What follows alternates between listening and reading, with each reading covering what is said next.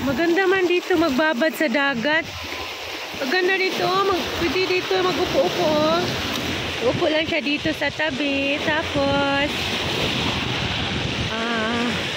ayun, yung dagat. Maganda dito magmuni-muni. Hindi nakakasawa. Magtingin ng mga waves.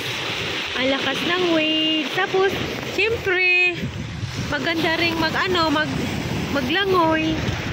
Natapos na kasi ako maglangoy, kaya eto, nagko-collection ako ng mga shells at saka bato. Gusto ko yung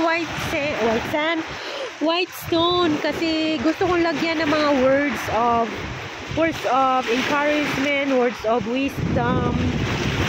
So, ayun, nakakaaliw. Hindi ako nagsasawang mag-standby dito hanggang mamaya. So video ko na lang muna siya habang tumitingin tayo doon sa alayo. Oh, ganda. So ito yung ito pala yung tunay na beach. Ito yung tunay na sea kasi galing ako ng Singapore.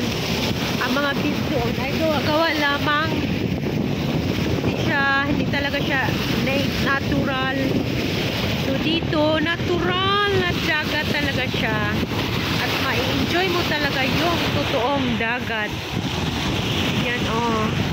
So, itong location ko ngayon, mga siya, mabato.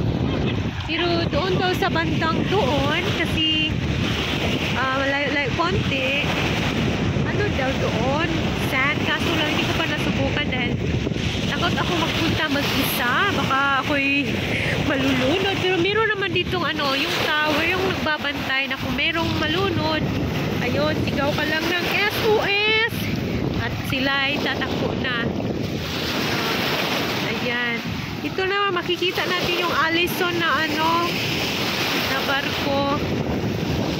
Yan, nakaitambay dyan. Siguro mamaya pa yung mga alas 6 aalis. Papuntang Basilan, papuntang Pulo. So, ngayon, magandang panahon dahil hindi siya gaanong mainit. Hindi masakit yung araw. Kasi mayroon siyang kaunting ulap na nagbibigay ng cooling effect sa akin dito na nag-enjoy sa dagat. Ayan siya.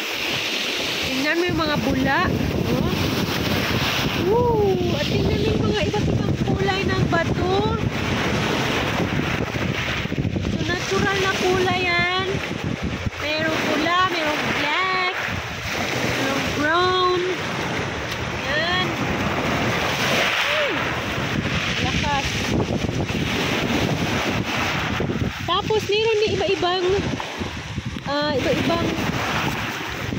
hugis or shape or types ng mga shells na natuyo, na wala na bang laman.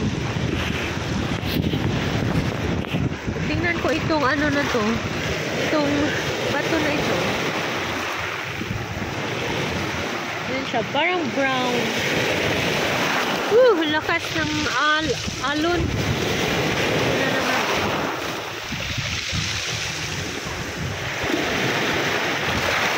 Lakas na. Parang mag-high tide na siya.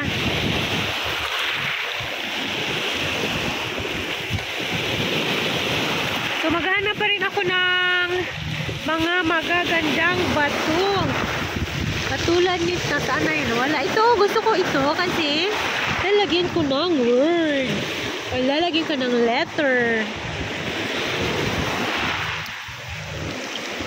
So, hindi ako magsasawa ditong maghahanap ng kung anong mga shells o bato. Ito naman shells, ibang klaseng shell. Yan siya pwede rin siyang sulatan.